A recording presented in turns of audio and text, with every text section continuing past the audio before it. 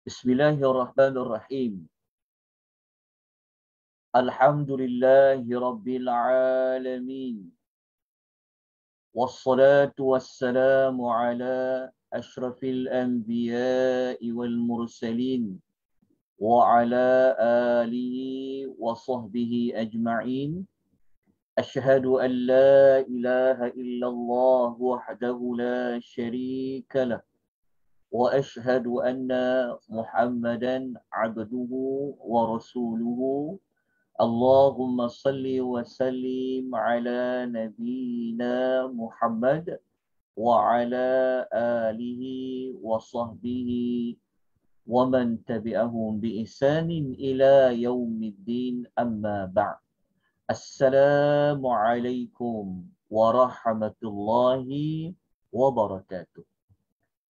Alhamdulillah, pada malam ini kita dapat bertemu buat pertemuan yang ketiga, siri yang ketiga untuk kita sama-sama mencari fakta yang lebih tepat, merungkaikan beberapa kemusykilan-kemusykilan di sebalik kisah para Nabi alaihi wassalatu wassalam. Malam ini kita mohon rahmat dari Allah untuk Allah mempermudahkan pengisian kita pada permulaan sehingga kepada penghujungnya, yang mana pada malam ini kita masih lagi membincangkan tentang fakta di sebalik kisah Nabi Allah Adam alaihimussalatu wassalam.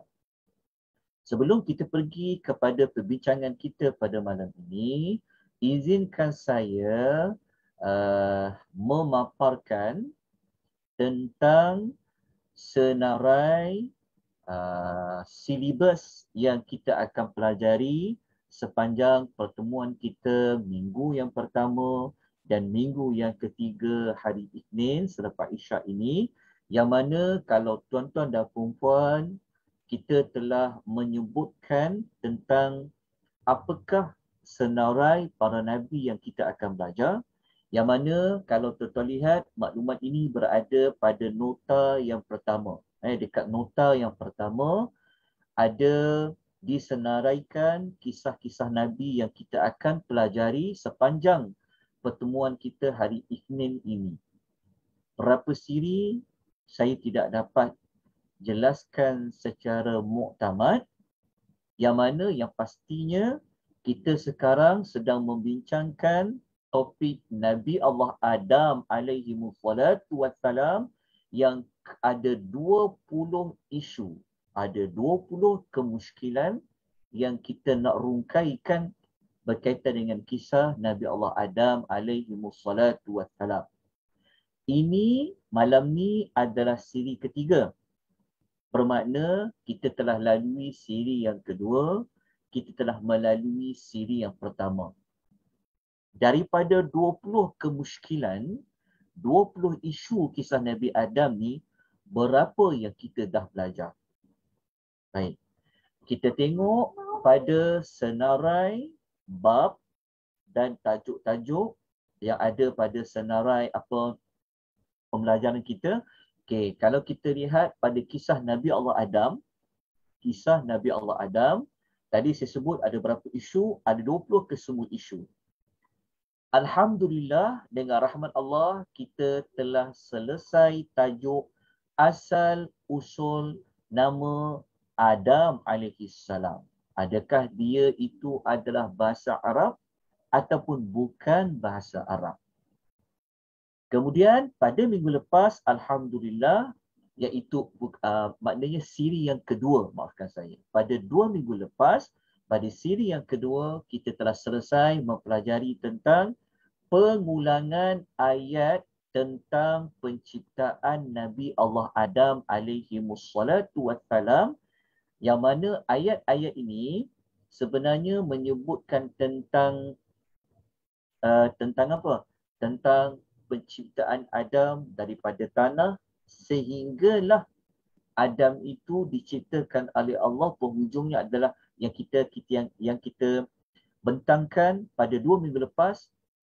Ayat Quran dalam Quran cerita tentang Adam ni Allah ciptakan ini berterabur ayat dia. Sekejap dekat surah ini yang menyebabkan akan timbul persoalan tentang bagaimana Quran ni dia bentangkan kisah Adam, penciptaan sekejap daripada tanah, sekejap kata daripada tanah yang bercampur dengan air dan sebagainya. Maka kemusykilan tersebut telah kita rungkaikan dengan kita membuat penyusunan bagaimanakah penciptaan Adam daripada tanah yang tidak bercampur apa-apa kepada tanah yang akhir sekali menjadi keras, dibakar sehinggalah mengeluarkan bunyi. Jadi kita telah rungkaikan dua isu tersebut pada kelas siri yang kedua. Jadi bagi siapa-siapa yang tak sempat nak ikuti, boleh lihat rakaman pada siri yang kedua ada di FB, Akademi Tadabbur Malaysia. Jadi malam ni kita sasarkan, kita nak belajar isu apa? Kita nak belajar kemusykilan apa? InsyaAllah kita akan belajar yang isu yang ketiga. Malam ni kita nak tahu tentang kenapa para malaikat mereka bertanya kepada Allah tentang penciptaan Adam. Adakah malaikat ni dia tak setuju? Ataupun adakah malaikat ni dia rasa iri hati? Malam ni insya-Allah kita akan rungkaikan. Kemudian yang keempat, malam ini kita akan belajar tentang bagaimana para malaikat dia mengetahui bahawa kalau Allah menciptakan khalifah di muka bumi ini, yang mana akan berlakunya pertumpahan darah dan berlakunya kerosakan. Bagaimana malaikat boleh tahu? Kemusykilan ini kita akan rungkaikan. Begitu juga malam ini kita akan belajar tentang kekhalifahan Adam. Maknanya Allah nak ciptakan Adam sebagai khalifah yang akan mentadbir, yang akan mengurus bumi. Isunya adalah pada Adam ni, dia nak takbir siapa? Dia nak urus siapa? Adakah sudah ada makhluk di muka bumi itu yang Adam perlu urus sebagai khalifah? Malam ni kita rungkaikan. Dan topik yang berikutnya, jika kita ada kesempatan lagi, kita akan masuk kepada roh yang Allah Ta'ala tiup kepada Nabi Allah Adam alaihi wassalatu wassalam. Roh yang mana? Adakah roh itu adalah sebahagian daripada roh Allah ataupun bagaimana? Malam ni insya-Allah kita akan rungkaikan. Yang keenam ni bergantung kepada ruang dan peluang dan masa yang ada insya-Allah. Tapi kita cuba. Moga-moga Allah Allah memberikan rahmat kepada kita untuk pengisian kita pada malam ini. Kan, pengajian malam-malam macam agak berat kan? Tapi saya yakin tuan-tuan yang mengikuti pengisian ini adalah orang yang kuat semangat dia. Dia nak belajar. Tak kira lah pukul berapa, siang ke, malam ke. Okey, insya-Allah. Kita sama-sama berkongsi semangat tu. Berkongsi kita panggil kekuatan tu insya-Allah. Mari sama-sama kita membawa pemikiran yang positif dan sebagainya. Apa-apa pun kita mohon rahmat dari Allah, kita memberkat dari Allah Subhanahu Wa Taala. Baik, tuan-tuan dah tahu apa yang kita dah belajar pada siri kedua, dan tuan-tuan juga telah tahu apa yang kita nak belajar dekat siri nombor 3 pada malam ini. Okay, jelas suara saya tuan-tuan dan puan? Mohon maklum balas. Jelas Ustaz? Jelas, okay. insya-Allah. Okey. Nota tuan-tuan dapat untuk siri ketiga pada malam ini? Dapat. Rakan-rakan kita yang menyaksikan di FB Akademi Tadabbur, kalau tak ada nota, tolong ambil nota di link Google Drive yang saya letakkan di bahagian komen. Kalau tak jumpa juga, tak apa. Tinggalkan maklumat anda di bahagian komen di FB.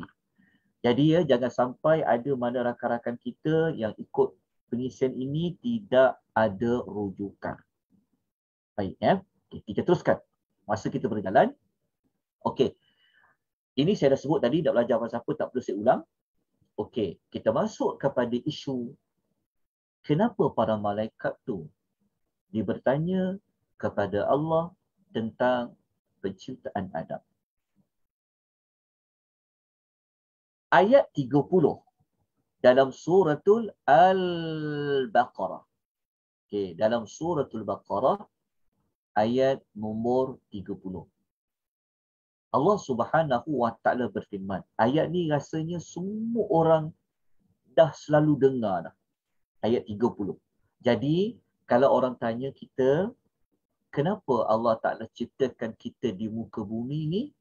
Selain daripada jawapan, kita kata kita diciptakan oleh Allah untuk menyembah Allah, kita juga boleh katakan tugas kita di muka bumi ini adalah untuk menjadi khalifah.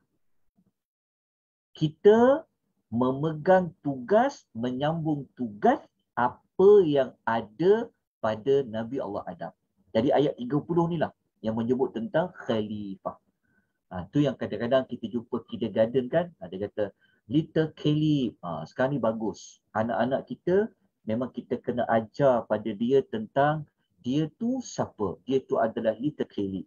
Dia adalah khalifah Allah Subhanahu wa taala. Jadi Allah mengatakan wa idz qala a'udzubillahi minasyaitanir rajim. Wa idz qala rabbuka lil malaikati inni ja'ilun fil ardi khalifah. Qalu ataj'alu fiha man yufsidu fiha wa yasfiku ad-dima'u wa nahnu nusabbihu bihamdika wa nuqaddisu lak. Qala inni a'lamu ma la ta'lamun. Okey, ayat ini Allah Ta'ala bagi tahu kepada kita. Dan ingatlah ketika mana Tuhanmu telah berfirman kepada para malaikat. Berfirman tu maksudnya Allah Ta'ala telah berkata-kata kepada malaikat. Allah telah beritahu kepada malaikat. Allah bagi tahu apa? Sesungguhnya aku hendak menjadikan di bumi ini seorang khalifah. Allah bagi tahu kepada malaikat yang Allah nak ciptakan di bumi ini nanti ada seorang khalifah. Sejurus selepas itu, para malaikat berkata, maknanya para malaikat bertanya kepada Allah, adakah engkau hendak menjadikan di bumi ini orang yang akan melakukan kerosakan dan menumpahkan darah? Sedangkan kami ni sentiasa bertasbih dengan memujimu dan menyucikanmu. Para malaikat bertanya. Kan? Kalau kita tengok ayat ni ayatnya macam tak setuju. Dan ini yang menjadi ayat yang muskil. Ayat inilah yang ada boleh menyebabkan beberapa interpretasi yang boleh menyebabkan salah faham. Lepas tu kita nak bincangkan tentang ayat ni. Kenapa malaikat cakap macam tu? Sepatutnya, yes, ya Tuhan, buatlah, kau nak buat apa Tuhan, kau kan Tuhan. Tapi kenapa malaikat seperti mengatakan ia tidak bersetuju? Kan? Lepas tu pula, kenapa dia cakap, nanti kalau cipta manusia dekat muka bumi ni, habislah muka bumi tu. Nanti akan ada orang buat kerosakan, orang yang macam ni akan menumpahkan darah. Bagaimana malaikat tahu? Inilah kemiskinan yang kita akan bincang pada ayat nombor 30. Allah Subhanahu wa taala berfirman. Allah menjawab setelah para malaikat menyatakan kepada Allah, Allah mengatakan sesungguhnya aku lebih tahu apa yang kamu tidak tahu. Allah kata sesungguhnya aku lebih tahu apa yang kamu tidak tahu. Kalau kita baca pada ayat ni betul-betul, ulang banyak kali baca, sekali baca mungkin tak faham. Baca 2 kali, baca 3 kali, kita tak jumpa pun ayat nombor 30 ni ataupun pada mana-mana ayat lain ke yang Allah Ta'ala tak tanya balik pada malaikat tu. Tak ada pun ayat Tuhan kata, macam mana korang tahu nanti akan di muka bumi ni akan manusia tu melakukan kerosakan? Betul tak? Tak ada pun. Allah tak cakap pun malaikat tu cakap tak betul. Tak ada ayat pun cakap macam tu. Cuma Allah kata, aku lebih tahu apa yang korang tak tahu. Kan? Jadi, adakah Allah bersetuju dengan apa yang para malaikat katakan ataupun bagaimana? Lepas tu kenapa malaikat tanya? Isunya, kenapa Allah bagi tahu kepada para malaikat? Inilah kemusykilan yang kita nak rungkaikan pada penisan kita pada malam ini. Okey. Kita lihat sebab mengapakah Allah nak bagi tahu kepada para malaikat. Sedangkan tidak ada satu makhluk pun yang boleh tanya Allah, yang boleh persoalkan Allah, yang boleh halang Allah nak buat apa saja kan. Tetapi kenapa Allah Ta'ala perlu beritahu kepada para malaikat? Betul tak? Kalau Allah tak bagi tahu, tak timbullah persoalan tadi. Tapi kenapa hikmah dia? Okey. Hikmah dia seperti mana yang diulas oleh Dr. Salah Abdul Fattah Al-Khalidi. Ya, beliau mengatakan bahawa tujuan Allah Subhanahu wa taala bagi tahu kepada para malaikat, nombor satu adalah Allah nak memuliakan para malaikat. Kan? Allah nak muliakan kepada para malaikat, sebab itu Allah bagi tahu kepada para malaikat. Yang kedua, Allah Ta'ala nak memaklumkan apa yang Allah Ta'ala ingin lakukan.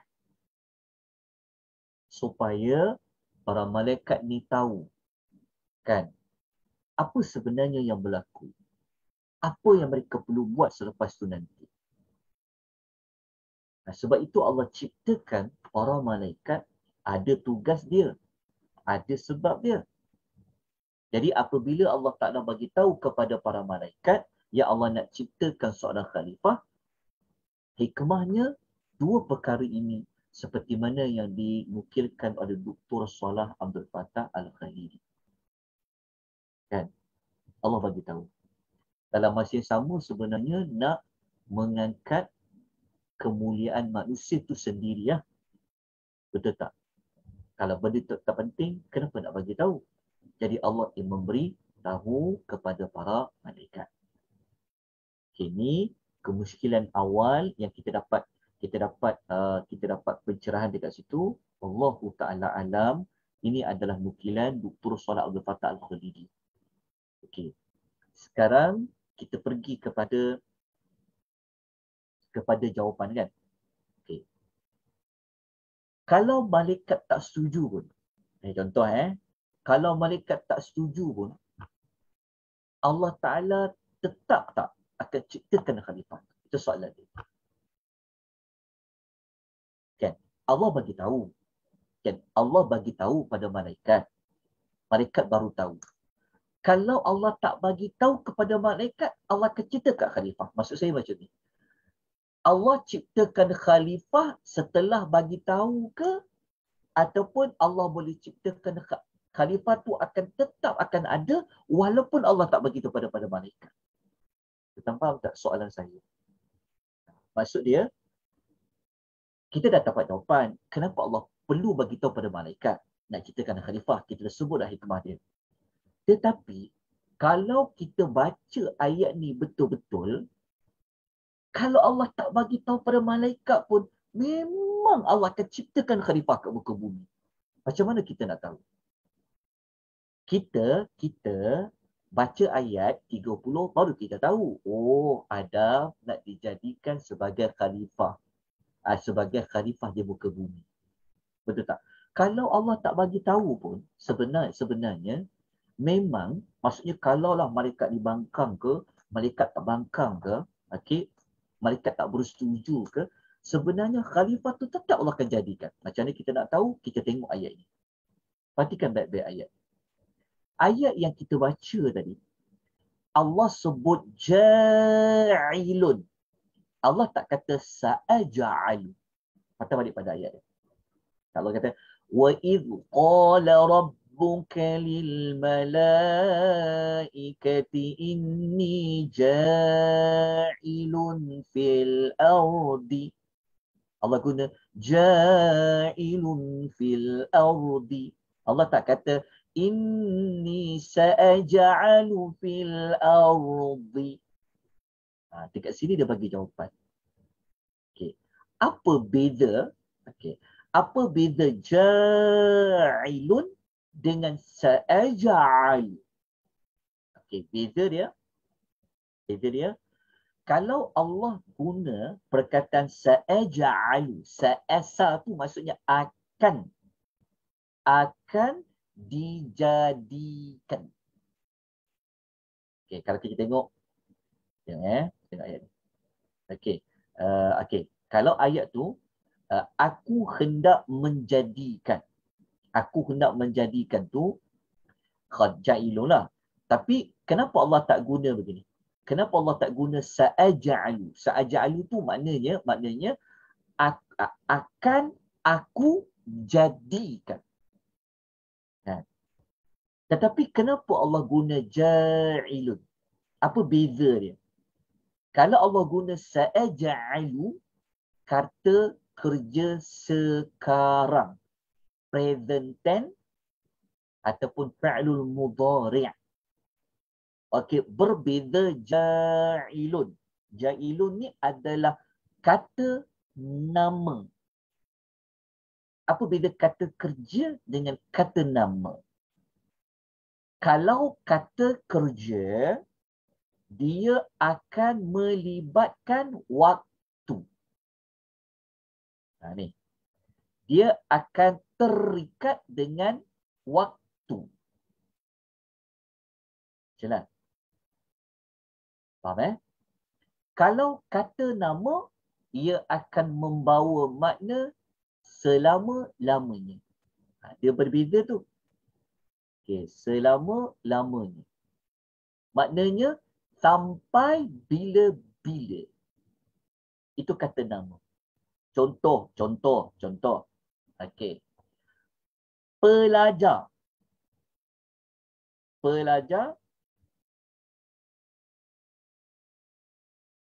Apa beza dengan belajar?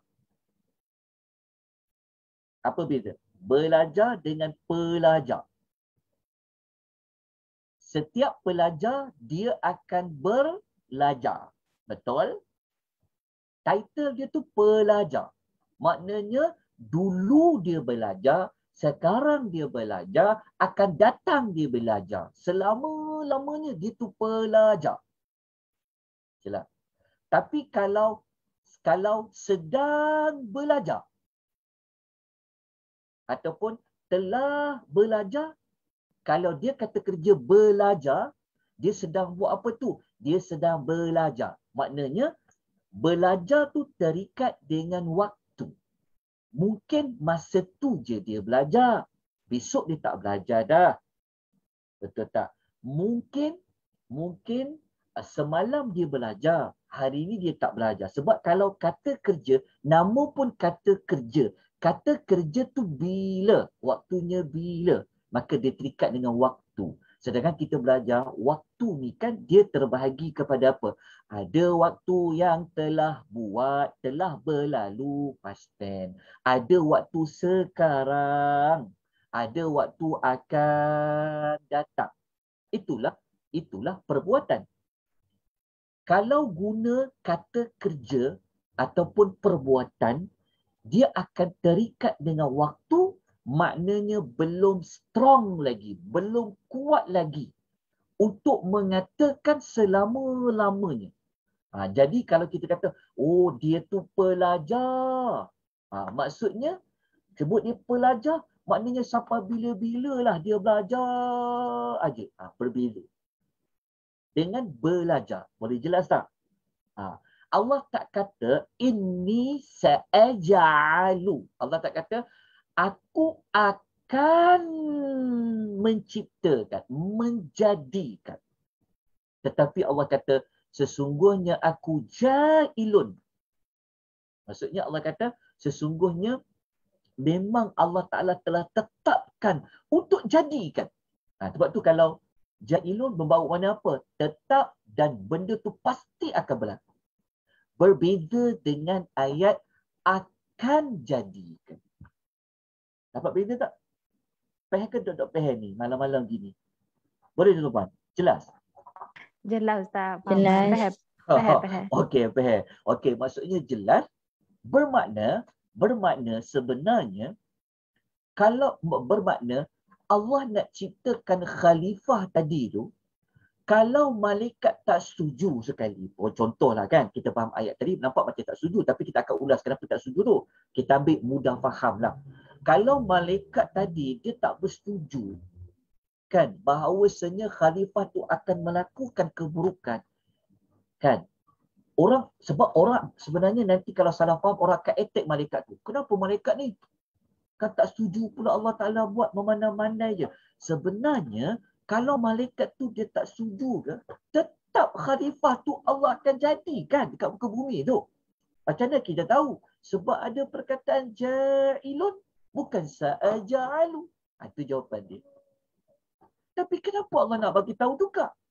Itu kita sebut hikmah dia tadi yang dua tu. Dah jelas? Akan. Kenapa benda ni patut dibincangkan? Sebab ada orang telah tomah malaikat tu. Ada orang kata malaikat tu tak patut tanya macam tu. Jadi itu namanya kemusykilan. Kita nak rungkaikan fakta yang sebenarnya kenapa, mengapa. Supaya kita jelas dengan kita memahami ayat berayat. Jelas tuan-tuan dan puan? Okey. Dapat jawapan kan? Okey. Sekarang ni, daripada jawapan ni juga, daripada ayat ni juga tuan-tuan dan puan kita dapat jawapan kenapa Adam perlu turun dari syurga. Nanti kita akan belajar lagi. Korang tanya, kan best kita masuk syurga? Kan? Tak payah kita duduk kat muka bumi ni. Kan? Kenapalah Adam dengan Hawa tu pergi dekat dengan pokok tu? Kan best kalau Adam dan Hawa tak dekat pokok tu.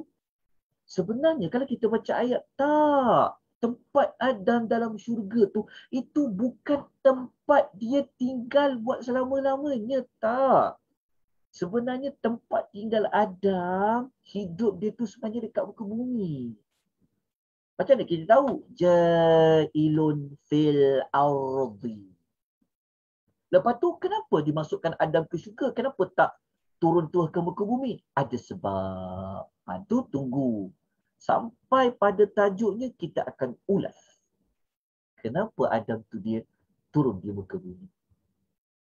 Sebab ramai orang mencipta-ciptakan syurga macam Adam. Betul lah, siapa tak nak cipta-cipta macam Adam tu. Tapi kadang-kadang kita seolah-olah telah menyalahkan Adam dan Hawa. Kan? Lepas tu pula orang semua duduk kecam perempuan. Tengok perempuan tu. Sebab Hawa lah Adam tu. Sebenarnya, dia tak faham. Kalau dia faham apa yang Allah Ta'ala cerita, dia akan tahu sebab dan musabab dia. Lepas tu kenapa Adam tu diuji dekat dalam syurga? Jawapan tu, insyaAllah 20 kemusykilan tu kita akan berikan jawapan dia. Sebab tu kena belajar. Sebab tu kena ikuti. Okey. Boleh tuan-puan? Boleh saya teruskan lagi ya? Boleh. Alhamdulillah. Pelan-pelan. Okey. Kita pergi kepada persoalan. Kenapa para malaikat bertanya? Betul tak? Kan? Sedangkan para malaikat ni dia kenal Allah. Kenapa mereka bertanya? Okey. Nombor satu. Mereka bertanya ni sebenarnya, kata para ulama, adalah untuk menambah ilmu. Nak tahu sebab apa ya Allah akan nak cipta khalifah tu. Bukan mereka bangkang. Bukan mereka tak setuju. Bukan sebab mereka dengki dekat khalifah tu. Tak.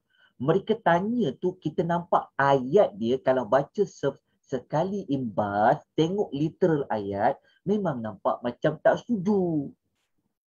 Tapi jika kita baca 2 kali, tengok pelbagai sudut, sebenarnya malaikat tu dia tanya adalah nak menambahkan lagi ilmu pengetahuan dia. Yang kedua, dia nak menambahkan lagi keyakinan tentang hikmah Allah. Sebab Allah Ta'ala kalau nak buat sesuatu, pasti ada alasan, pasti ada sebab, pasti ada hikmah. Jadi mereka bertanya kepada Allah adalah nak mencari apa hikmah tu.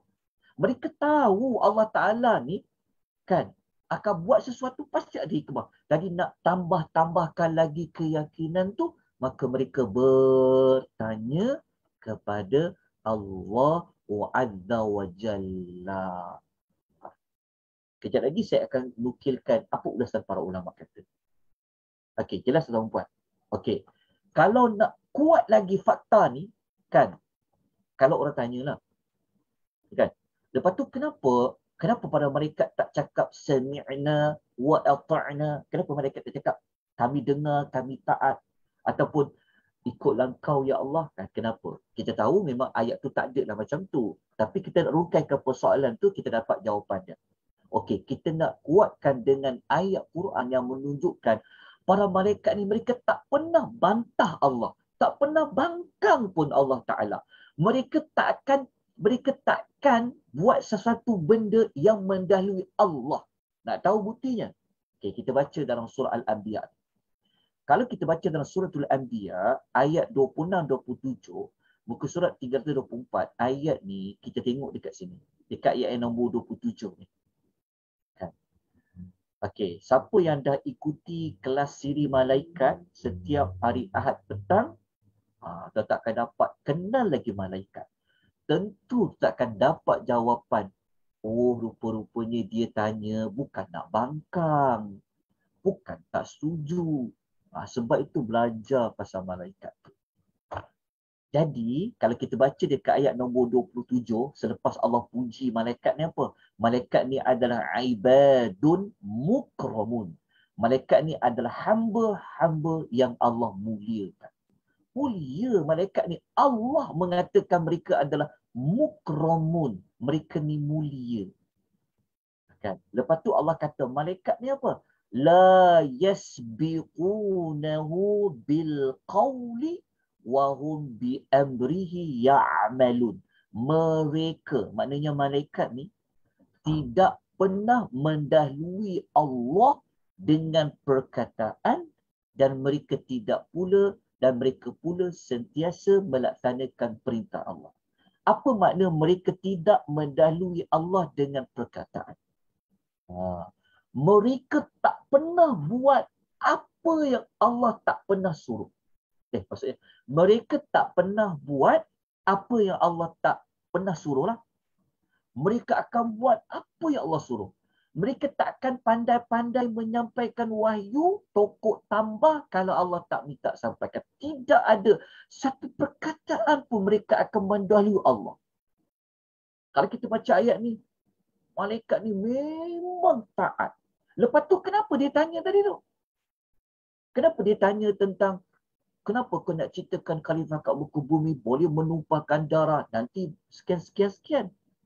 Jadi kalau kita baca dengan keseluruhan ayat, orang tahu tentang malaikat, dia tengok ayat pula surah Al-Anbiya 27 ni, kan dia macam seolah macam ada kontradik.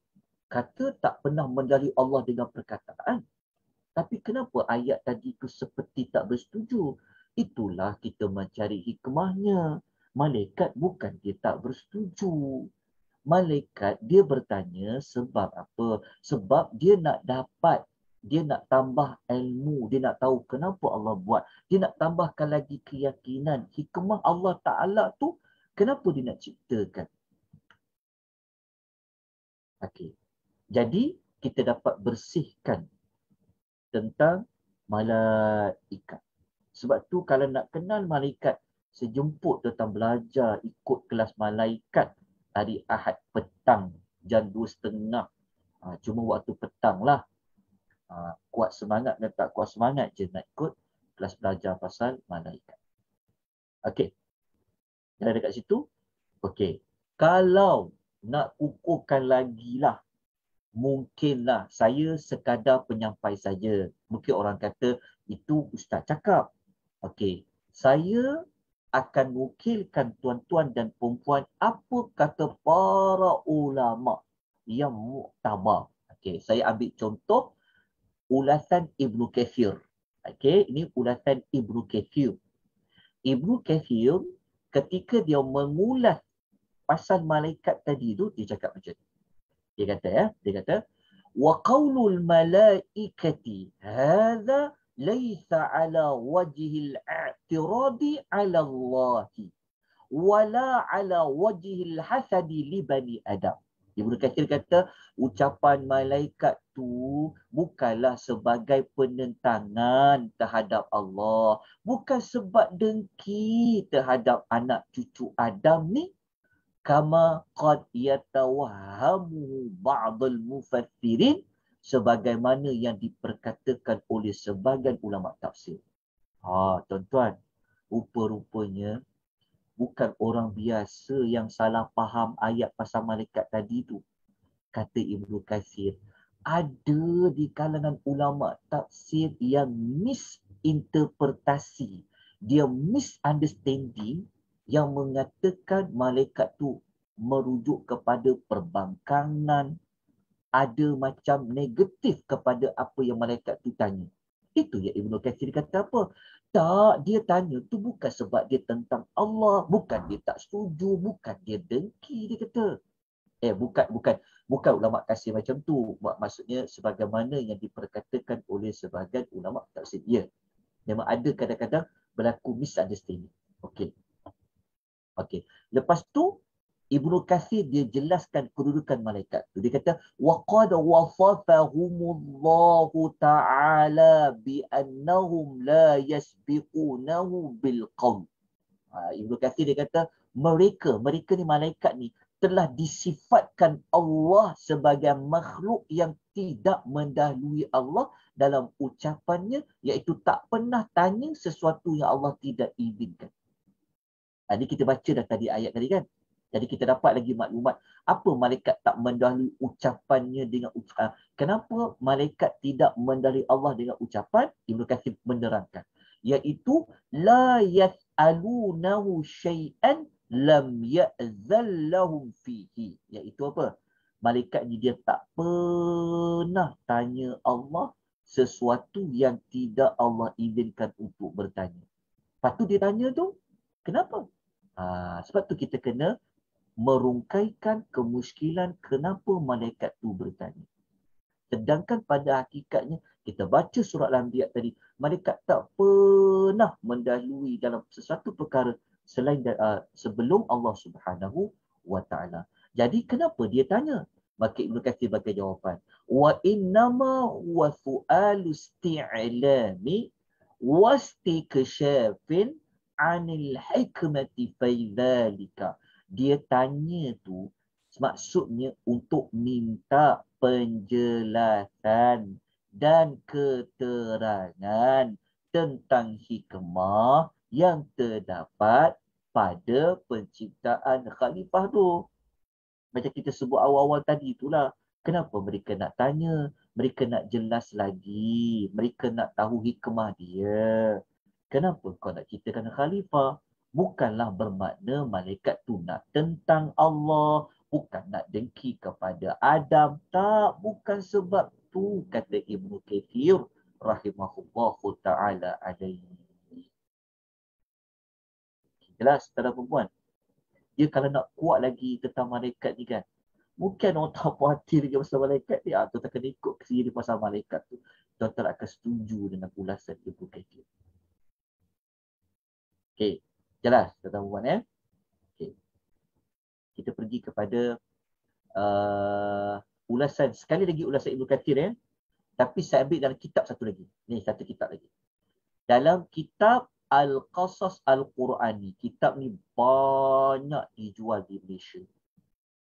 Kitab dia terjemahkan. Sekejap lagi saya akan tunjukkan penerbit mana yang bagus, mana tak bagus. Sekejap lagi saya akan tunjukkan. Okey, Ibnu Katsir ni rujukan utama kalau nak tahu ulasan Ibnu Katsir tentu dalam tafsir dia, tafsir Ibnu Katsir. Yang kedua, Ibnu Katsir ni hebat dia tuan-tuan ya. Ibnu Katsir ni dia bukan sekadar ulama yang pakar dalam bidang tafsir. Dia juga seorang ahli sejarah, historian, muakhir, dia apa dia? Muarrikh. Dia seorang yang ahli sejarah. Sebab tu Ibnu Katsir kan, dia ada buat kitab lain yang dia kumpul kisah nabi-nabi saja. Nama kitab tu Al-Qasas Al-Qurani. Dalam kitab tu Ibnu Katsir ulang sekali lagi, dia kata para malaikat bertanya untuk mencari tahu dan untuk mengungkapkan hikmah di sebalik penciptaan Adam. Dan nak tahu hikmah keturunan penciptaan Adam. Bukan untuk bantah, bukan untuk menghina, bukan untuk dengki terhadap keturunan Adam sebagaimana yang difahami oleh sebahagian ulama tafsir. Maknanya ada juga sarjana yang tersalah faham. Ibnu Katsir. Okey. Bukan bermakna begini. Bukanlah semua maklumat Ibnu Katsir ni kita boleh kata total dia cakap tu benar. Ialah para ulama kan. Mesti ada kekurangan, mesti ada kelemahan. Tetapi dalam isu ni memang kita angkat, kita kedepankan ulasan Ibnu Katsir rahimahullahu taala. Okey, dah selesai tentang isu apa? Kenapa para malaikat bertanya kepada Allah Subhanahu wa taala. Okey, jelas tuan-tuan kemusykilan tersebut? So lepas ni kalau ada orang bertanya, kita boleh jawab. Sebab tu tak boleh hanya pada baca terjemahan semata-mata.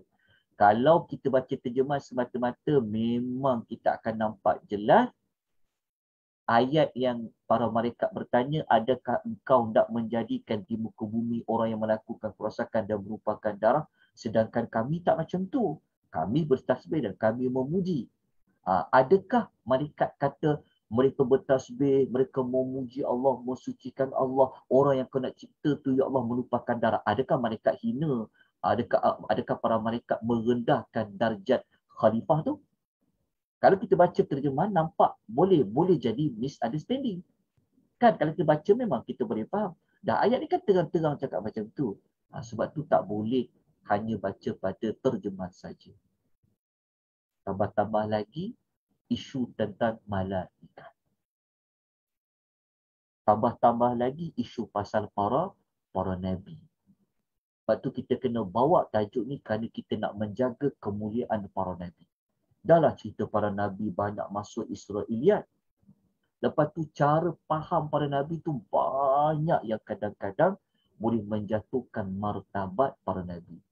InsyaAllah kita ikuti pengisian ni, saya akan bongkarkan buku-buku yang setakat mana yang saya ada jumpa, yang saya baca tentang kisah-kisah para nabi ni, saya akan tunjuk pada tuan-tuan.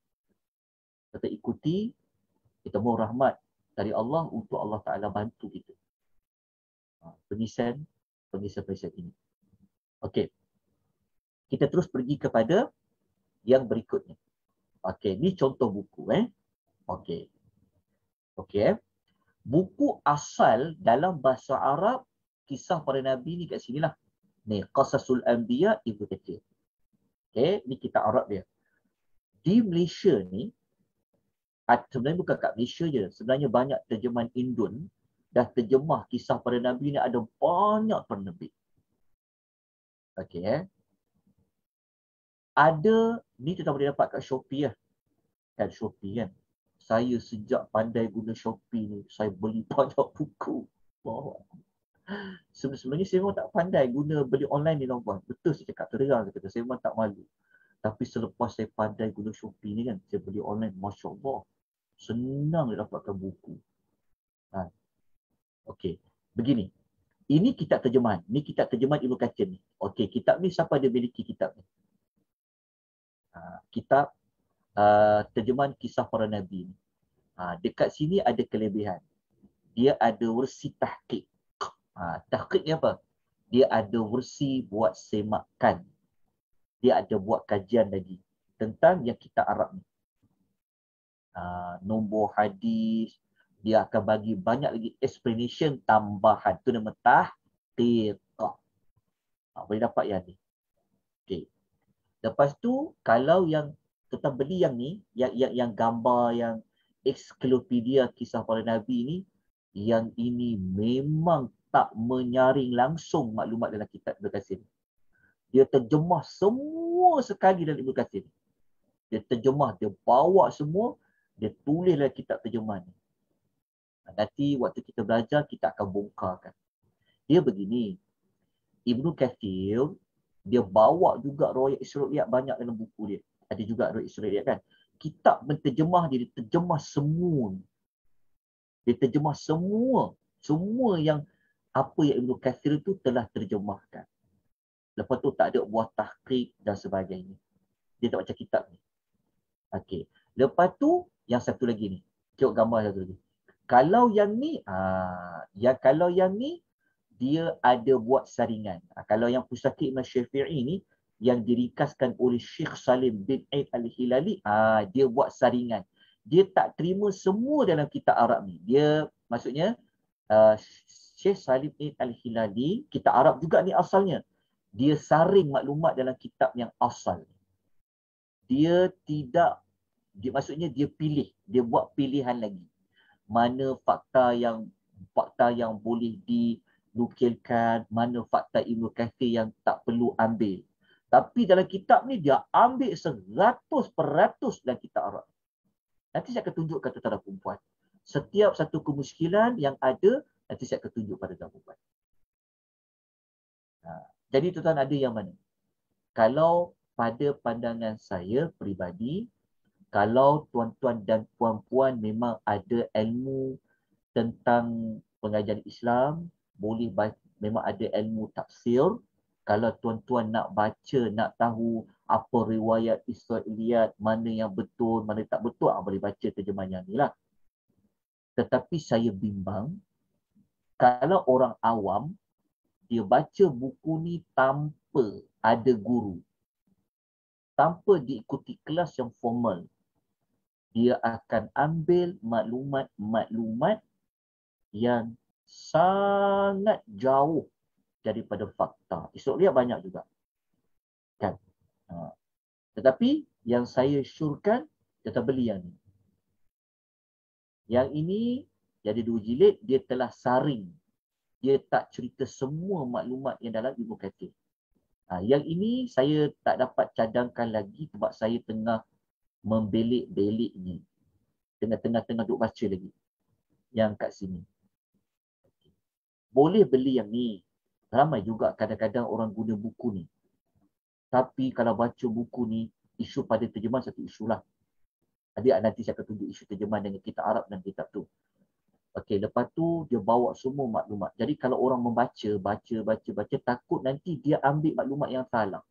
Maklumat yang Israiliyat ada. Nanti kita akan ceritakan. Okey, jelas tuan-tuan? Okey, tak apa. Sepanjang pengisian ni nanti saya, setiap tajuk Nabi saya akan bawakan maklumat dalam kitab ni juga. Untuk tunjuk yang mana yang patut kita kena hati-hati, yang mana kita boleh terima. Okey, ni rujukan dalam Qasasul Al-Anbiya. Okey. Ibnu Katsir. Okey ya. Jelas tuan-tuan? Okay. Sekarang kita nak pergi kepada isu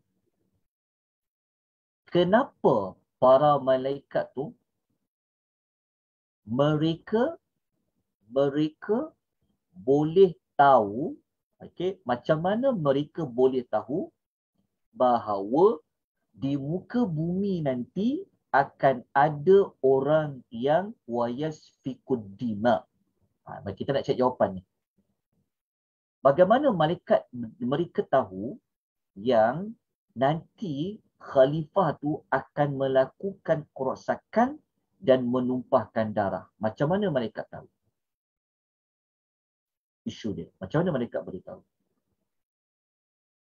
Kalau kita baca keseluruhan ayat, Allah tak bangkang pun kata malaikat ni. Betul tak? Kita cuma jumpa Allah kata, sesungguhnya aku lebih tahu daripada apa yang kau tak tahu. Kan? Allah menyebutkan ayat begitu. Tapi Allah tidak menafikan kata-kata malaikat di sini. Secara tak langsung lah. Kan? Malaikat kata, kenapa nak ciptakan manusia tu nanti akan melakukan kerosakan dan menumpahkan darah? Perbunuh-bunuhan, bergaduh. Kenapa? Tapi Allah tak kata, macam mana kau tahu malaikat? Tak ada. Tapi Allah kata, aku lebih tahu apa yang kau tak tahu. Jadi pada ayat ni, dia seperti, kalau kita tengok pada ayat ni, Allah Ta'ala tak bangkang pun kata malaikat tu. Seolah-olah seperti Allah bersetuju ataupun bagaimana. Okey. Jadi, kita bukanlah ulama yang dapat mengkaji maklumat ni melalui kajian-kajian. Tetapi, para ulama, mereka telah banyak mengkaji, maka mereka mencari hikmah dia. Okey. Jelas Okey. Kita nak tengok apa ulatan Syekh Salah Abdul Fattah Al-Khalidi. Sebab kita memang gunakan buku rujukan dia. Okay. Tapi sebelum saya bawa ke pendapat beliau, saya nak bawa dulu pendapat dalam pendapat-pendapat lain dulu. Okey. Saya bentang dulu pendapat Okey.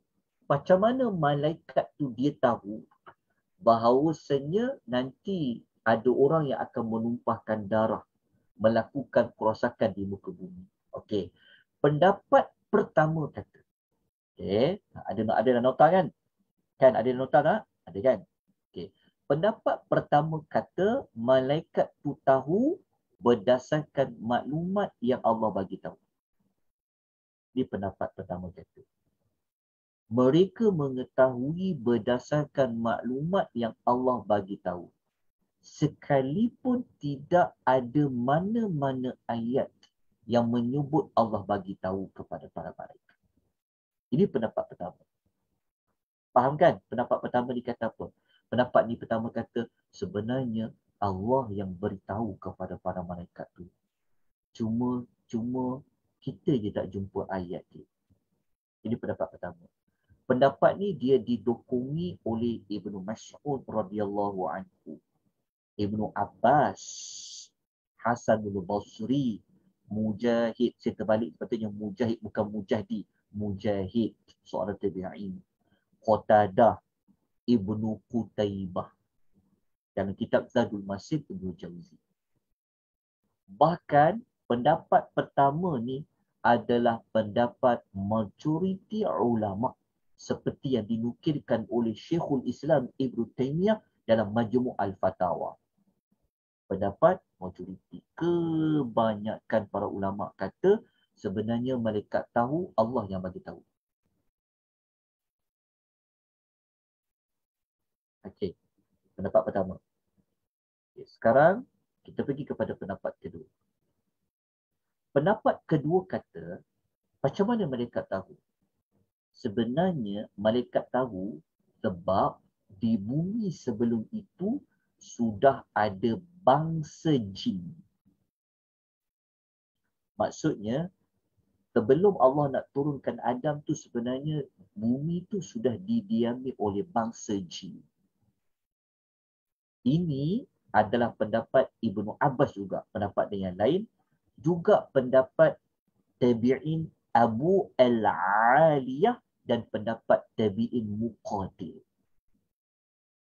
Bukan sebarang pendapat. Juga daripada salah satu pendapat lain Ibnu Abbas, juga pendapat tabi'in Abu Al-Aliyah dan Muqatil. Di pendapat kedua kata sebab malaikat tahu di bumi dulu pernah ada bangsa jin yang duduk. Okey, pendapat kedua. Pendapat ketiga kata sebenarnya bukan isu pernah ada bangsa jin yang pernah duduk kat muka bumi tu. Pendapat ketiga kata para malaikat dia tahu sebab melihat kepada tabiatnya manusia. Maksudnya nature kejadian manusia tu ada kaitan dengan bergaduh, menumpahkan darah, melakukan kerosakan. Pendapat ni, pendapat ketiga ni adalah pendapat yang menjadi pilihan Syekhul Islam Ibnu Taimiyah dan juga pilihan Ibnu Ashur. Ni top-top juga ni para ulama ni. Okey. Tabiat manusia. Macam mana kita boleh kata, kalau kita kritis lagi, dan macam mana boleh kata tabiat manusia, macam mana mereka tahu? Kita dah sebut pada kelas yang lalu. Bahawasanya, kan Allah jadikan patung Adam di mana? Di dalam syurga. Kita dah sebut hadis daripada Nabi SAW bahawa syaitan juga telah tengok patung Adam tu. Dia telah buat research patung Adam tu. Oh, ni manusia ya. Apatah lagi para malaikat. Jadi daripada tabiat manusia tu, dia boleh menumpahkan darah, dia boleh menyebabkan pergaduhan. Dan terbukti tak? Qabil dengan Habil, betul tak kan? Betul tak? Kan? Manusia kan, sampai sekarang kan manusia berperang, sebagainya kan. Okey, tak apa. Kita dapat kedua pendapat dia. Lepas tu dalam dunia pembelajaran belajar, kita kena dapatkan pendapat. Lepas tu nanti kita pilih. Mana yang lebih kuat? Okey. Nombor 3. Nombor 4, para ulama kata, seperti Al-Qurtubi kata, macam mana malaikat boleh sebut macam tu? Sebab mereka memahami dari sudut Allah nak lantik khalifah. Faham kan? Maksudnya, kalau tak ada isu dekat muka bumi tu, kenapa perlu lantik seorang leader? Kenapa perlu lantik khalifah? Perlu ada orang mentadbir, nak kena ada orang urus bumi tu. Maksudnya ada manusia-manusia yang bermasalah, maka ia perlu diuruskan, dia perlu diaturkan. Sebab tu perlu lantik khalifah. Ini adalah sudut pandang Al-Imamu Al-Qurtubi. Melihat kepada fungsi khalifah. Faham tak? Faham kan? Faham Ustaz. Alhamdulillah. Okey. Ada berapa pendapat ni kata tadi? Saya lupa dah tulis nombor dia. 1, 4. 2, 3, 4. Selama ni tuan-tuan dengar yang mana? Saya dah dengar YouTube. Saya dah dengar. Cuma saya tak habis dengar lagi. Saya kena kumpul pendapat-pendapat yang orang duk cakap dari YouTube tu kan. Yang TV3 pernah buat. Surat halaqah tu. Kan? Ada saya dengar semua. Dr. Daniel sebut. Cuma saya tak buat research lah. Bukanlah kajian untuk belajar. Kajian saya tajuk lain dalam PhD. Tapi ni pembacaan. Okey, saya jumpa 4 lah. Wallahu ta'ala alam. Okey. Kita tengok apa ulasan Ibnu Katsir pula. Okey, Ibnu Katsir. Okey, tengok warna-warna yang saya letakkan pada warna ni, maknanya perbezaan-perbezaan tadi itulah. Okey, kita tengok Ibnu Katsir. Ibnu Katsir dia ulas apa? Dalam tafsir ya, dalam tafsir. Kena ingat, kalau sebut Ibnu Katsir, kena tengok kitab apa. Jadi kita tafsir. Ibnu Katsir dia ulas. Dia kata, para malaikat itu bermaksud, okay, kita tengok sini. Macam mana malaikat tu tahu? Okay, Ibnu Katsir kata pendapat pertama. Baca saya letak ke warna kuning. Warna kuning ni pendapat pertama. Okey, pada seolah-olah kata Ibnu Katsir, wa ka'annahum 'alimu dzalika bi'ilmin khassah. Kata Ibnu Katsir, seolah-olah para malaikat tu dia dapat tahu berdasarkan ilmu khusus yang ada pada malaikat. Faham kan? Ilmu khusus itulah yang pendapat pertama tadi tu. Sebenarnya Allah yang ajar pada dia. Allah yang bagi ilmu tu pada para malaikat. Okey. Lepas tu Ibn Katsir kata, atau bima fahimuhu minal tabi'atil basyariyah. Ataupun para malaikat tu mereka tahu, mereka faham tentang tabiat manusia. Macam mana malaikat boleh cakap macam tu? Kerana Allah Ta'ala telah bagi tahu kepada para malaikat dia akan ciptakan manusia ni dari tanah liat kering yang berasal dari lumpur yang hitam yang telah diberi bentuk. Macam saya sebut tadi itulah macam mana para malaikat boleh tahu memang itu karakter manusia sebab tabiat manusia daripada dicipta daripada tanah yang bercampur kan, sebab diciptakan dalam syurga. Maknanya malaikat tahu apa patung Adam tu. Itulah tabiat manusia. Kan? Okey. Lepas tu nanti waktu kita belajar kita akan tahu macam mana syaitan beritahu kelemahan kita. Itu yang kita tengok. Yang hadis tu kata syaitan dia tahu kan kita ada rongga, kita boleh keluarkan bunyi. Kan kalau diketuk patung Adam tu boleh keluarkan bunyi. Maksudnya itu kan ruang-ruang. Itu yang ada emosi sebagainya. Okey. Lepas tu sebab malaikat kan daripada cahaya. Okay. Yang ketiga, Al-Imam Ibn Katsir dia bawa lagi pendapat, dia kata kat mana? Okay, dia kata dia kata atau fahimuhu minal khalifati annahu alladhi yafsilu bainan nasi fima yaqa'u bainahum minal mazalimi. Dia kata atau yang ketiga dia kata atau mereka memahaminya daripada perkataan khalifah. Kenapa? Sebab kalau khalifah, mestilah orang yang memutuskan perkara di antara manusia tentang kezaliman yang terjadi di antara tengah-tengah mereka. Dan kalau khalifah, mestilah tugas dia mencegah mereka daripada perbuatan yang terlarang dan dosa. Itulah tugas khalifah. Okey. Pendapat keempat kata Ibnu Katsir. Ibnu Katsir kata apa? Dia kata annahum qasuhum ala man sabaqa.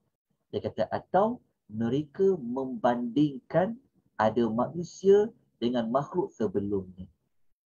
Sebenarnya macam ulang balik 4 pendapat tadi itu. Kan? Ini adalah ulatan Ibnu Katsir. Ada 4 lah.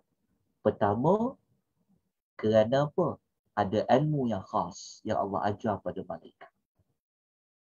Mungkin juga malaikat dia melihat dari sudut tabiat manusia yang diciptakan daripada tanah.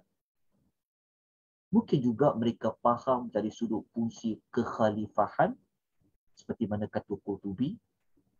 Dan mungkin juga kerana ada bangsa makhluk yang lain pernah berada di muka bumi. Cuma dalam tafsir ni, Ibn Katsir tak sebut makhluk sebelumnya makhluk tu. Okey. Kita lanjutkan lagi. Macam sama je kan? Ya. Sama.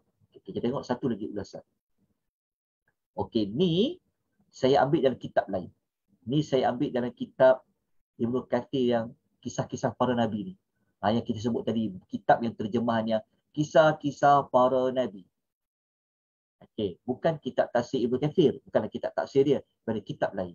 Tapi ada persamaan dia. Cuma ada cara baca yang betul.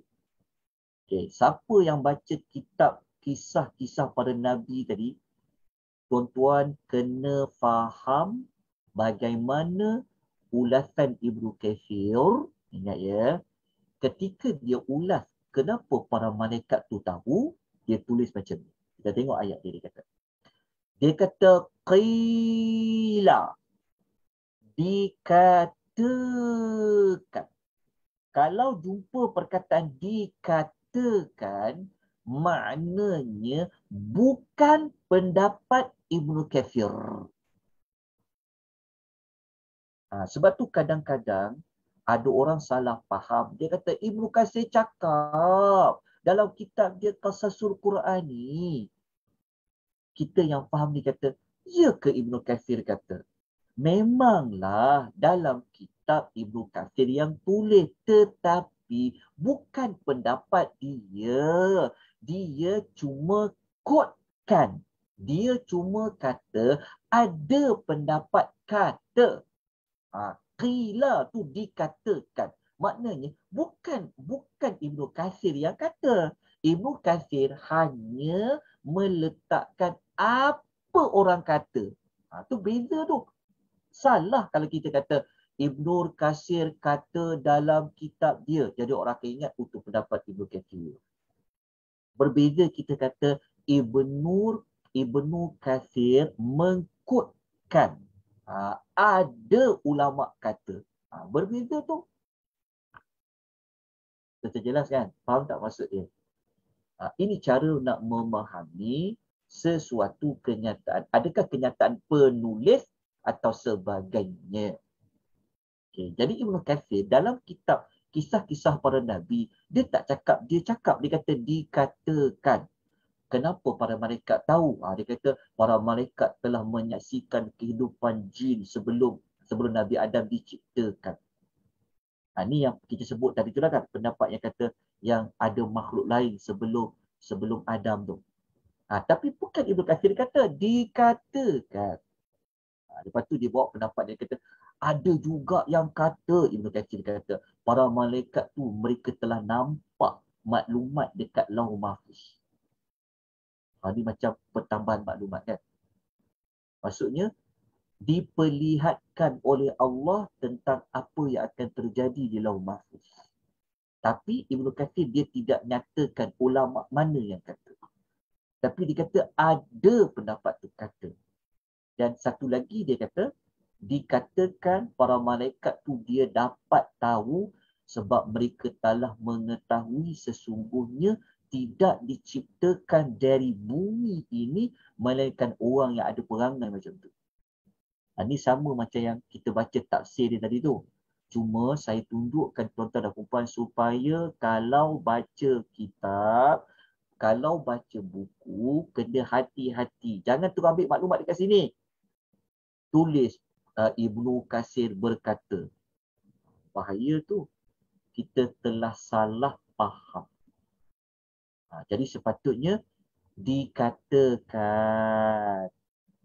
Kalau orang yang belajar dia akan tahu, oh itu bukan pendapat Ibnu Katsir.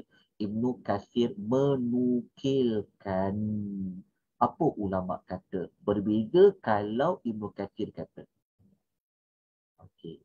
Kenapa Ibnu Katsir? Kenapa kita banyak rujuk Ibnu Katsir? Sebab Ibnu Katsir ni dia memang ahli sejarah juga. Dan dia seorang yang sangat terkenal bidang tafsir. Dan di Malaysia ni pula banyak orang beli guna buku Ibnu Katsir. Tapi saya tak tahulah bagaimana cara memahami maklumat-maklumat tersebut. Tapi saya beritahu awal kepada tuan-tuan dan puan. Jadi kalau kita ikut kelas kisah-kisah Ibnu Katsir, kita tanya soalan kepada penyampai tu. Ibnu Katsir cakap ke atau dia nukilkan kata ulama? Pegang, tanya soalan macam tu. Kalau ada orang mengajar menggunakan kitab Kisah-Kisah Para Nabi Ibnu Katsir, tanya soalan. Ibnu Katsir yang cakap ke atau Ibnu Katsir nukilkan pendapat ulama? Sepatutnya orang yang ajar guna kitab tu sepatutnya dia dah study. Dia dah tahu. Bukan main pilih ambil aja. Tak boleh macam tu. Kena amanah dengan ilmu. Kena amanah dengan penyampaian. Siar kat masyarakat. Dalam buku tu kita ni nak belajar, betul tak? Mestilah beli buku. Tapi kita tak tahu buku mana yang bagus, mana maklumat nak tapis, mana maklumat tak nak tapis. Itu yang kadang-kadang kita beli buku ni kadang kan, dah lah mahal. Lepas tu maklumat dalam tu macam Allahu Akbar. Mahal tu tak apalah, ilmu kan. Saya yang baca, saya memang sebenarnya saya dah beli semua buku-buku kisah-kisah para Nabi yang Melayu ni. Cuma saya sedang baca lagi beberapa maklumat. Okey. Jelas tuan-puan dapat ya? Okey. Sekarang ni kita nak pilih pendapat mana? Okey. Kita dah tahu 4 pendapat kan? Okey. Sekarang saya akan kemukakan apa pendapat Syekh Solah yang kita jadikan buku dia rujukan. Macam ni. Kalau kita tengok dekat gambar poster, saya dah cakap awal-awal. Dalam pengisian kita ni, kita banyak guna buku ni. Mawaqiful Anbiya. Buku ni. Buku ni. Okey. Karangan Syekh Solah Abdul Fattah Al-Khadidi. Dalam buku ni. Saya tunjuk sekali lagi. Supaya kita jangan salah faham. Ni. Buku ni. Ni buku rujukan utama kita. Tapi tak ada terjemahan lagi dalam bahasa Melayu. yang kitab Arab, ya Allah, bagus sangat kitab ni. Syekh Solah ni dia buat kajian. Bagus sangat. Jauh daripada Israiliyat. Jauh daripada fakta-fakta yang kita macam bertanya, ya ke tidak? Tapi tak ada terjemah. Sayang ustaz-ustaz yang boleh terjemah tak mau terjemahkan. Okey, so kita ada buku ni. Tapi tu jangan bimbang. Maklumat tu saya telah letak di dalam otak. Okey. Sekarang kita patah balik kepada tadi. Boleh tak puan? Boleh ikuti tak? Berat tak? Pening ke? Boleh ikuti. Boleh Ustaz, insya-Allah boleh. Dapat tak? Laju sangat ke? Boleh. Tak. Okey. Bagi tahu ya, kalau ustaz saya tak faham, tak apa, saya boleh ulang. Saya suka mengulang-ulang. Tak apa, bagi tahu. Ustaz boleh tak ulang slide tadi? Ustaz boleh, boleh. Tolong tuan-tuan. Supaya tuan-tuan lah yang akan bawa misi ni kepada masyarakat. Masyarakat kita kesian sangat dengan mistik, dengan tahyul. Lepas tu kisah-kisah Nabi pun banyak, Allah. Kesian sangat masyarakat kita ni. Inilah tugas kita ya. Tugas kita untuk berikan maklumat yang benar, yang sebenar-benar. Bukan kadang-kadang tak ada dapat benar. Tapi nak kuat persentage nak pergi benar tu sangat dekat. Okey. Sekarang baru saya bawakan pendapat Syekh Solah. Okey, Syekh Solah dia bagi pendapat macam ni. Okey, dia kata, tapi saya bawa buku lain juga. Saya bawa pendapat dia dalam buku ni. Pasal kisah Adam. Nanti saya akan cadangkan terbeli buku ni. Okey ya. Okey. Dalam buku ni, Syekh Solah sebut apa? Dia kata, kemungkinan. Syekh Solah ni, dia tak cakap muktamad. Dia tak cakap muktamad dia tak ada. Dia kata kemungkinan. Dia kata, malaikat tu tahu dari apa? Dia kata, adalah firasat kepercayaan mereka yang begitu tajam dan pandangan mata hati mereka yang begitu kuat dan hebat. Jadi Syekh Solah ni, maknanya kalau kita baca kenyataan beliau, beliau tak kata sebab ada bahasa jin. Betul tak? Dia cakap sebenarnya pada kepandaian ilmu yang ada pada malaikat. Sebab malaikat kan daripada cahaya. Kan? Jadi firasat malaikat tu sangat kuat sehingga apa yang malaikat tu katakan memang terjadi. Ini ulasan Syekh Solah. Tapi dia tak cakap muktamad. Dia kata maksudnya kemungkinan dia. Kena faham dulu ayat dia. Ini pun cara kita nak quotekan kata para ulama pun kena betul. Amanah dengan apa yang kita baca. Dia kata kemungkinan, dia kata firasat. Saya pun sebenarnya bukan kerana taksub sangat Solah ni. Tapi kalau kita baca keseluruhan, sebab tu kita ajar tajuk malaikat tu. Kalau kita ikut pasal malaikat tu, ya Allah. Tuan-tuan, kita akan setuju dengan pendapat Solah. Malaikat yang Allah Ta'ala sendiri iktiraf malaikat tu tak pernah tak taat Allah. Agak-agak macam mana baik dia. Kita kan belajar kan manusia pun ada firasat, wali-wali Allah kan yang baik-baik kan. Macam para sahabat pun ada firasat dia macam Umar Al-Khattab kan. Ni malaikat ni. Ya Allah ciptakan mereka daripada cahaya. Kan? Jadi kata Syekh Solah kemungkinan dia kata. Dia kata malaikat tahu kerana firasat yang Allah beri kepada mereka. Lepas tu, kita tengok lagi. Mereka, para malaikat telah menyaksikan setiap peringkat proses kejadian patung Nabi Adam yang telah Nabi Adam lalui. Seperti mana syaitan tadi itulah. Kan? Macam mana syaitan tu dia boleh tahu kelemahan Adam di waswas tu? Tu yang saya kata tadi tu. Kita kena tengok keseluruhan fakta, tengok sebab syaitan dah study tahu patung Adam tu. Itu yang kita sebut patung Adam last kali tanah yang kalau diketuk dia berbunyi. Berbunyi itulah dia ada ruang-ruang. Situlah ada emosi. Itu yang kita kena faham keseluruhan. Baru kita faham, oh ini kelemahan yang ada pada manusia. Kalau tidak, macam mana syaitan tu dia boleh tarik Adam tu dekat dengan pokok tu. Itu yang kita nak bagi pendapat. Kenapa Adam dia boleh dekat dengan pokok tu? Kerana itu kata kalau syaitan, iblis tu dia boleh tahu weaknessnya manusia tu Adam, apatah lagi para malaikat yang Allah ciptakan daripada cahaya. Okey. Jelas ya? Tapi kita ingat ya, saya tak kata dia muktamad seperti mana kata sesolah. Okey. Lepas tu, okey, kalaulah malaikat tu dia tak cakap betul, kalau firasat dia salah kan.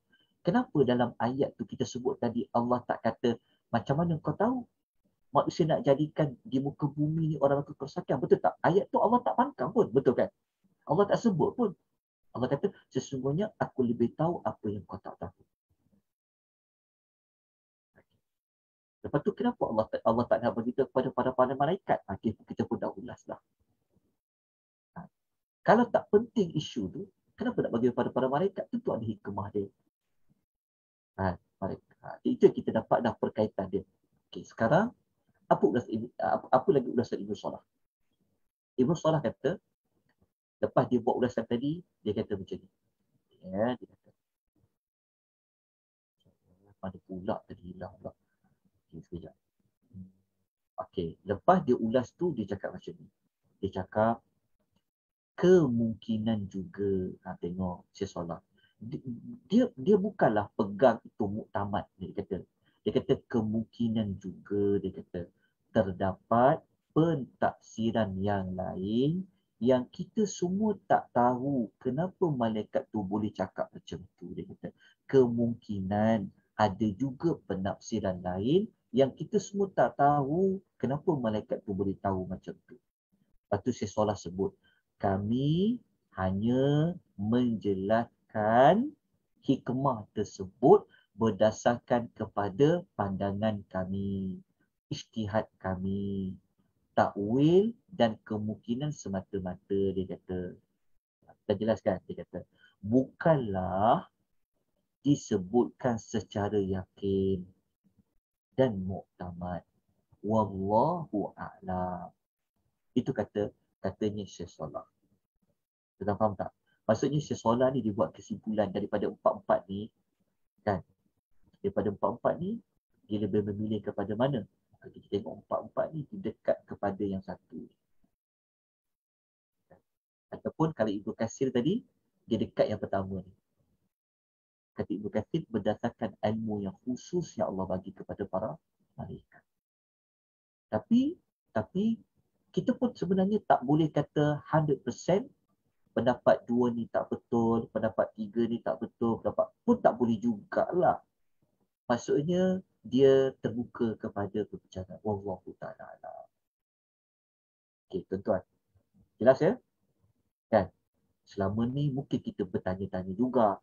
Tapi pada malam ni sekurang-kurangnya kita dekatlah, dapatlah jawapan tu, betul tak? Walaupun kita tak dapat nak pegang yang mana satu secara 100%, tetapi kalau kita pegang pendapat Syekh Salah ni pun sebenarnya kalau kita ikuti tajuk malaikat tu, kita akan setuju pendapat ni sebenarnya.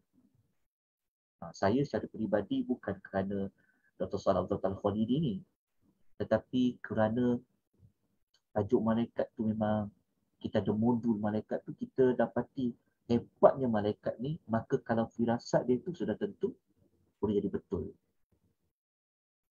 Kan? Manusia pun interpretasi dia firasat dia seperti mana Umar kan. Umar, kalau kita belajar kisah Umar Al-Khattab ni, banyak apa yang dicakap turun ayat Quran membetulkan. Tengok firasat Umar Al-Khattab radhiyallahu anhu. Jadi apatah lagi para malaikat. Wallahu ta'ala alam ya. Okay, kita habis tajuk. Okey. Jelas tuan-tuan dan puan-puan? Okey. Kita nak terus pergi kepada kemusykilan yang kedua. Okey, kita dah jam 10.30, kita dah 1 jam 15 minit. Okey, setakat ni ada persoalan tak? Ada pertanyaan tak? Sekejap.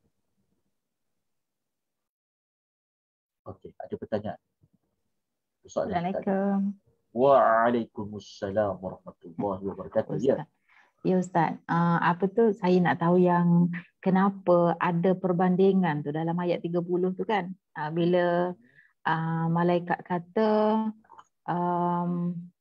Adam tu kan ataj'alu fiha man yufsidu fiha.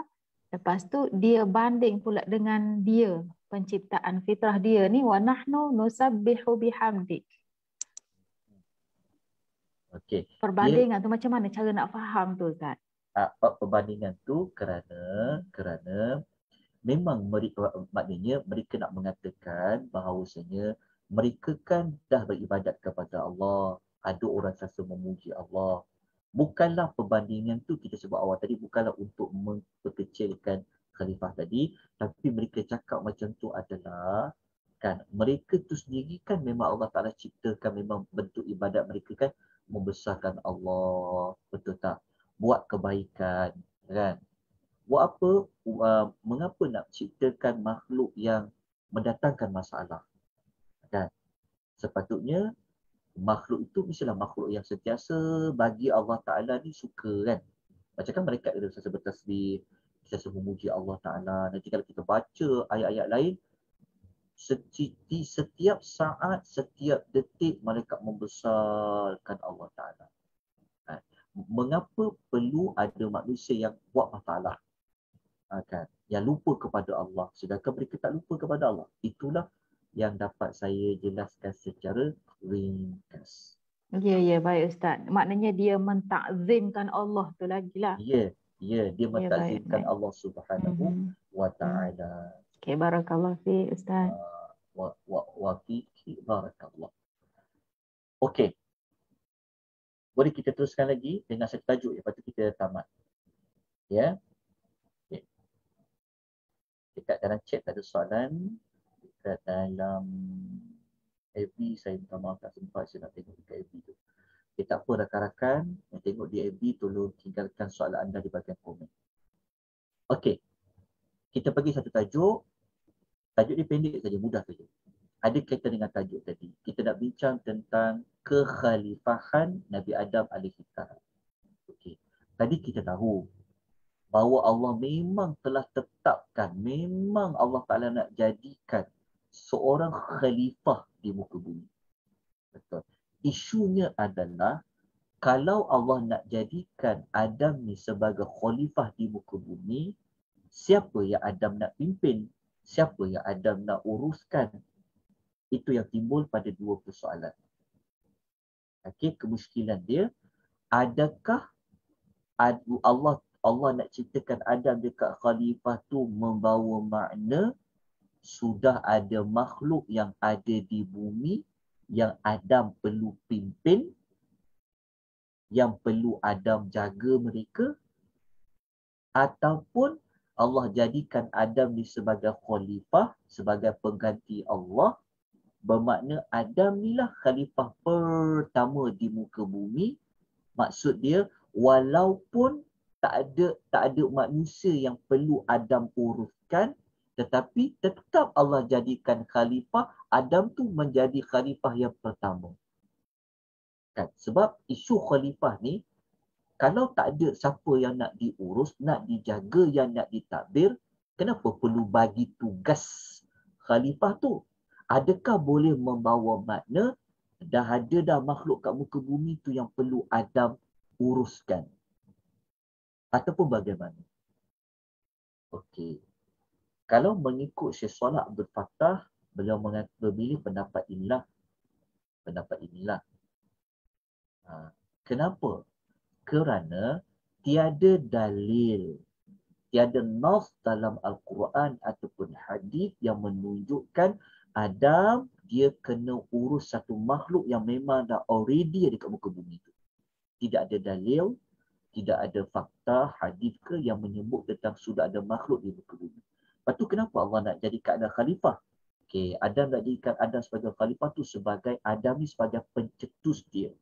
Sebagai khalifah pertama yang menjadi contoh yang awal-awal bahawa manusia ni memang tugas dia untuk memakmurkan bumi. Jadi siapa sumber rujukan dia utama? Siapa contoh dia pertama? Adam. Jadi kena wujud macam kita kan, macam kita nak buatkan satu pos, kita nak wujudkan satu jawatan kan. Kita nak jawatan. Kadang-kadang kita wujudkan jawatan tanpa, kalau government tak boleh lah, mesti kena bagi sebab kenapa nak wujudkan pejawatan kan. Macam Adam ni kenapa nak wujudkan tugas khalifah ni? Kenapa? Jadi kata Syekh Salah, tak ada ayat Quran ke hadis ke yang kata ada makhluk dah yang Adam kena urus. Tapi Allah jadikan Adam sebagai khalifah tu supaya Adam tu menjadi pemulanya. Adanya tugasan sebagai khalifah kat muka bumi yang akan diwarisi oleh manusia yang lain, seperti mana ada ayat Quran kata. Kalau kita baca dekat surah Al-An'am ayat 165. Cuma muka surat ni saya tak masukkan lagi. Jangan ambil muka surat ni, lepas tu saya warnakan. Kena cari muka surat sebenar ni. Okey. Dalam surah Al-An'am ayat 165 ni, Allah Ta'ala sebut bahawasanya wa a'udzubillahi minasyaitonir rajim wa huwal ladzi ja'alakum khalaifal ardh. Okey. Dan dialah Allah yang menjadikan kamu khalifah di bumi. Khalaifah bilangan banyak bagi khalifah. Jadi memang bumi ni dia akan dimakmurkan, ditadbir, diurus oleh khalifah-khalifah. Jadi siapakah contoh khalifah yang pertama? Adam. Maknanya Allah lantik Adam tu sebagai khalifah bukan membawa makna sudah ada makhluk lain di muka bumi itu Adam perlu uruskan. Tapi memang Allah buat tugas Adam sebagai pemula, sebagai khalifah, sebab ada ayat lain kata memang manusia itu akan ganti. Tuan, makna khalifah ni adalah pengganti. Siapa nak teruskan jawatan tu? Siapa nak teruskan jawatan tu dipanggil khalifah. Jadi kena ada pemula dia. Itulah yang Allah lantik kepada Adam sebagai khalifah. Tuan-tuan faham maklumat ni, nanti senang nak faham kenapa Adam tu Allah uji dia dengan pokok di dalam syurga tu. Kan? Sebab secara umum saya beritahu, Allah Ta'ala sebenarnya nak train dalam syurga tu bukan tempat Adam nak duduk di dalam tu selama-lamanya. Kita dah kupas pasal khalifah tadi tu kan. Tapi kenapa Adam tu diuji dengan pokok tu? Diuji dengan pokok tu, kata Syekh Salah, memberi hikmah bahawa sebelum turun dekat muka bumi ni kau dah belajar dah apa ujian kau perlu tempuh. Maknanya Allah dah train Adam dekat dalam syurga bahawa ada benda yang tak boleh buat. Jadi Adam turun dekat muka bumi tu, dia telah belajar apa yang ada di dalam syurga tu. Ada yang Allah larang, ada yang Allah perintahkan. Jadi kalau salah, taubat. Lepas tu Adam kena belajar bahawasanya engkau telah ada musuh dari syurga lagi. Maka dekat dunia tu pun kau ada musuh dia. Jadi dekat syurga tu bukan tempat tujuan utama Adam Allah ciptakan, tetapi di muka bumi. Ini bermakna Allah jadikan Adam sebagai khalifah di muka bumi ni memang sebagai ketetapan dah. Supaya nanti kalau Adam tak ada khalifah-khalifah lagi. Okey. Sebab itu kalau siapa belajar surah Baqarah, dia akan tahu tema utama surah Baqarah pasal khalifah. Itu yang khalifah tu sambung sampai kepada Bani Israel. Tapi Bani Israel gagal nak jalankan. Pas dekat siapa? Pas dekat umat Nabi Muhammad sallallahu alaihi wasallam. Jadi kalau orang nak tengok macam mana contoh-contoh nak menjadi khalifah, nak makmurkan bumi bagaimana, macam mana cara takbir dia. Itu ada contoh khalifah sampailah kisah Adam. Jadi Adam ni diciptakan sebagai khalifah, memang itu tujuan utamanya. Bukan kerana perlu ada orang, perlu ada satu umat yang Adam perlu uruskan. Bukan itu. Tapi ada sebagai pemula yang mentadbir bumi ini. Diteruskan dengan generasi anak-anak Adam. Sampailah kepada kita semua. Itulah jawapan dia. Wallahu ta'ala a'lam. Itu kemuskilan dia. Okey. Sebelum kita tamatkan sebab memang tak sempat tajuk Ruh Nabi Adam ni. Okey, kita sambung 2 minggu lagi. Okey, slot saya selang-seli dengan Ustaz Bukhari. Nanti kalau Ustaz Bukhari dah habis tajuk pasal jin tu, kita akan buat setiap minggu. Okey. Sebelum saya tamatkan, saya minta tuan-tuan dan puan nak beli buku pasal Nabi Adam. Sebab dalam pengisian kita bukan belajar kisah Nabi Adam sampai habis ya. Kita cuma berbincangkan isu-isu yang boleh menyebabkan salah faham. Ataupun isu-isu yang perlu diulas dengan panjang lebar. Tuan-tuan jangan expect, tuan-tuan jangan jangka, harap kelas ni kita nak tahu kisah Adam jadi keseluruhan. Tak, bukan kita nak tumpu maklumat tu. Tapi kita cuma nak menyentuh mana-mana isu yang perlukan pemahaman lanjut, boleh menyebabkan misinterpretation dan sebagainya. Okay, jelas tuan-tuan ya? Tapi kalau tuan-tuan nak tahu lebih lanjut, saya cadangkan tuan-tuan beli 2 buku ni. Buku pertama yang buku terjemahan daripada kitab Sirah Adam. Ni buku khusus pasal Nabi Allah Adam. Dah diterjemah oleh Dr. Azrul dengan Ustaz Abdul Ahmad ke Abdul, lupa nama dia. Ustaz Hadi. Beli buku ni. Kalau baca memang puas hati. Terdapat maklumat lengkap kisah Nabi Adam. Sampai ada wafat. Baca buku ni. Buku kedua, okay, ni buku Arab, ni terjemahan dia. Saya dah baca dah buku ni dengan terjemahan tepat. Maksudnya terjemah tu tepat. Semua fakta daripada Syekh Salah Abdul Fattah Al-Qadiri. Okay, jelas, beli buku ni. Okey. Yang kedua, buku Nabi Allah Adam karangan Ustaz Adlan Shah Nabil Khan. Saya dah baca buku ni. Habis dia beli je, seterus baca. Saya baca, habis, saya dapati buku ni, dia ada persamaan maklumat dengan buku ni. Cuma buku yang pertama ni dia lebih terperinci. Ni lebih terperinci lah. Kalau yang buku Ustaz Adlan ni, Ustaz Adlan Shah ni, buku dia ni tak terperinci, tapi dia tulis kisah Nabi Adam ni, dia ada ulasan dia buat contoh-contoh terkini. Contoh macam kenapa ada manusia ni pelbagai bentuk tanah tu dia ulas. Dia bawa isu apatit. Tu dia bawa lah. Maksudnya buku Nabi Allah Adam ni kita akan dapat fakta pasal Adam, tapi dalam masa yang sama penulis Ustaz Adlan ni dia ada berikan macam ulasan contemporary sikit. Kita baca buku tu. Nipis je. Kita beli. Okey, buku ni dia berdasarkan kepada rujukan-rujukan ni. Ini semua rujukan dia.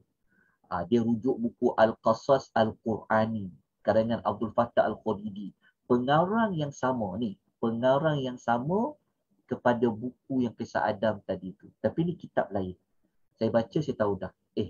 Saya baca sampai habis, saya kata, kenapa sama macam buku ni? Tengok pengarang dia. Tengok dekat rujukan, saya terus buka rujukan. Patutlah. Sebab pengarang yang sama, Abdul Fattah Al-Khalidi. Pengarang buku kisah Adam yang sama ni. Memang ada macam persamaan. Okey. Lepas tu, Ustaz Adlan ditambah lagi rujukan dia. Dia guna 6 buku karya Buya Hamka. dia guna buku Syekh Fadil Hasan Abbad, dia guna buku Salman Audah, Allamani Abi, lepas tu buku Dr. Abdul Karim Zaidan, Qasasul Anbiya Abdul Khalid, dia ada gunakan nukilan Pak Qursyah sikit.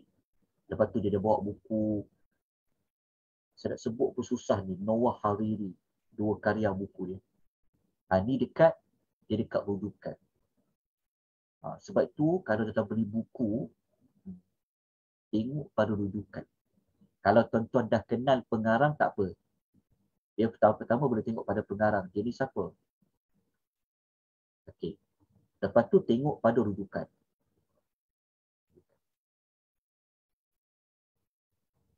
Saya tengok rujukan, saya tahu dah. Okey. Jelas apa? So saya syorkan baca 2 buku. Kalau nak rajin, kalau nak cepat habis baca buku ni dulu, lepas tu baca buku ni. Memang puas hati. Berbala kita belajar.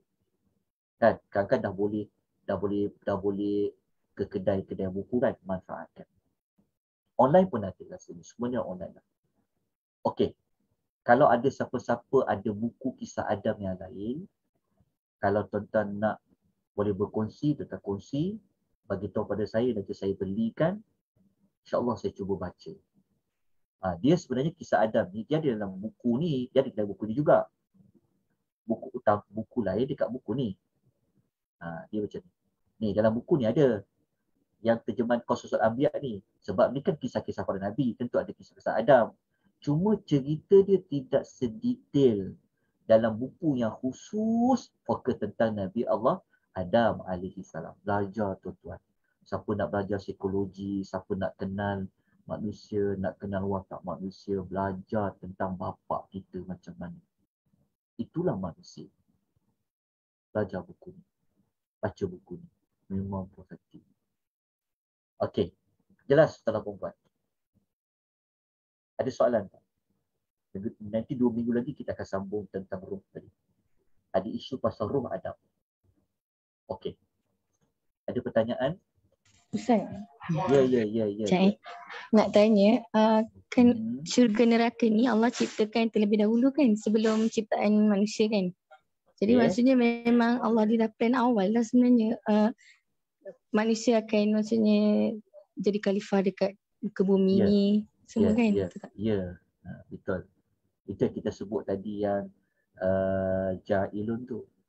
Allah ciptakan dulu bumi, kan Allah Ta'ala ciptakan dulu yang kita belajar 7 masa kan. Allah cipta tu. Itu pun diulang dalam Syekh Solah. Syekh Solah ulas. Antara langit dengan bumi ni, antara langit dengan bumi mana dulu Allah jadi. Syekh Solah ulas. Sebelum dia buat kisah Adam tu dia cerita dulu. Makhluk apa yang pertama. Allah cipta jin dia, Allah cipta malaikat dulu sampai kisah Adam. Tetapi takdir, okey. Tetapi takdir makhluk, takdir manusia 50,000 tahun sebelum Allah cipta langit dan bumi lagi. Tapi dari sudut penciptaan manusia dengan bumi jadi dululah. Bumi ada dulu, Allah lengkapkan ke semua. Ada ayat Quran tu. Lepas tu baru Allah ciptakan bumi tu ada penghuninya. Maka itulah Adam. Jadi soalan tadi tu betul. Memang. Jadi apabila kita faham tu, kita dapatlah mengetahui tujuan utama Allah cipta Adam tu kenapa. Kenapa dia diuji dengan pokok tu? Kenapa ada watak iblis tu? Semuanya ujian. Maka orang yang pertama yang diuji oleh Allah adalah bapa kita Adam. Jadi Adam ni dia menjadi role model. Dia akan menjadi contoh nak belajar tentang manusia. Jadi kalau kita terkalah dalam ujian, maka kita taubat pada Allah.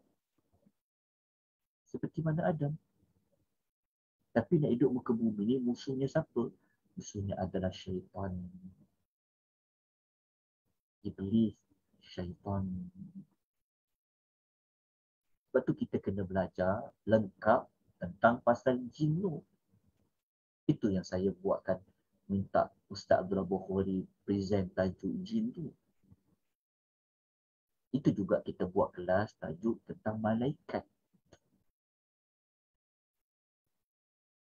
Okay. Ada soalan lain? Komentar lain tak?